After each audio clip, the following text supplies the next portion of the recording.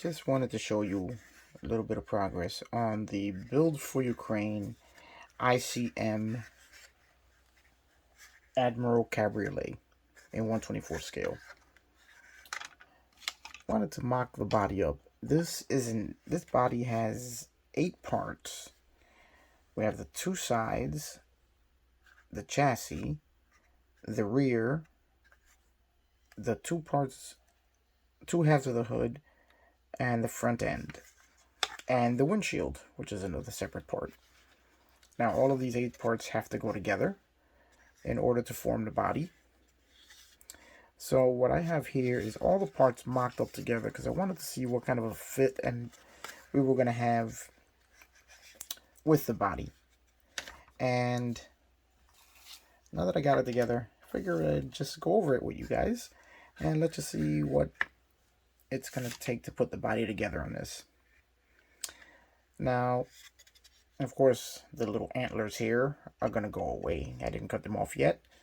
As like I said, this is just a mock-up and trial fit. Now, for the most part, the body goes together, excellently. Especially seeing how many parts there are to it.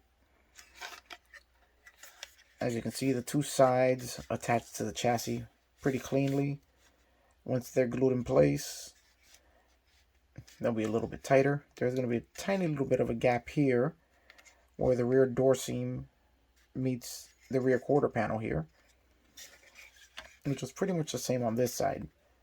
And when the rear end of the car is glued down, it's going to have to be held down and so that it stays attached to the fender. The front end goes together pretty cleanly as the front bumper attaches with 2 small notches here in the front on each fender. Now you're going to have to make sure you line it up properly as the notches are very, very small and can easily be moved out of place. Now the only place where I've seen a fitment issue so far is in this side of the hood here, as it doesn't seem to want to lay down flat with the fender, with the front bumper, front portion of the body. You can see here how it seems to be a little bit raised, almost as warped, as you can see here. Now that might be correctable with just a little bit of heat. As you can see, it's even in the back, it's just in the front that it raises up, so it might just be a little bit warped. It may not matter, as there's a chrome part that goes across the center here that the hood slides into, and that may be enough to hold the hood down so that it looks like it's sealed properly.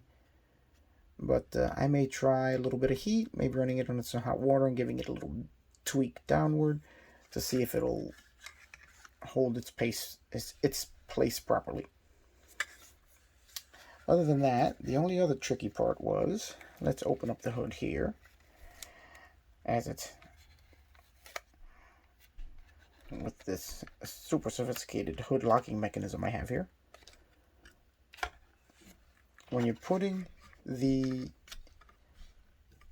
windshield in, the firewall are one part, you're going to see this notch here of, right here, you can see it there. Now the windshield has to fall into the side of the body.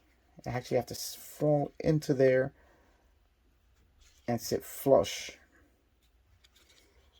with the body there for a proper fit. Right there, if you can see that. And you can see how the body kind of notches itself. You can see how the body kind of notches itself right into the windscreen here. And then the firewall goes flush with the front of the side of the body here. Now that's the same on both. You have to make sure you get that in there correctly in order for the windshield to sit in the proper position on the body. And for the hood, to sit in its notch there.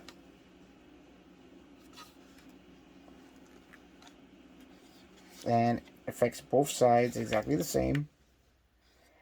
And then they'll just sit there and line up with the front of the car. You're going to have a little gap here, as that is where the front trim piece that separates the two halves of the hood is going to be inserted.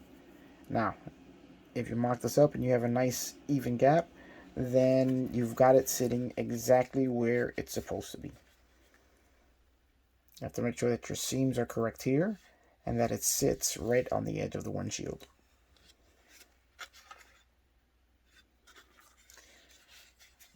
And then you'll notice that the fender line comes right up against the hood, or this portion of the hood right where it should. So all in all, it really is a pretty decent fit. Oh, I forgot to mention the rear. When you glue this down, you're going to have to definitely hold that down a little bit there, just to make sure that it seals properly against the fenders. Same there. So you can see that it's actually a pretty good looking body. Looks like it's going to fit together really well. And it's going to be interesting to continue with this project. Here we have the underside of the chassis. So now that we have that fitment figured out, now we're going to figure out the interior portions and see where everything's going to sit there. And then we're going to start laying some primer and then some paint.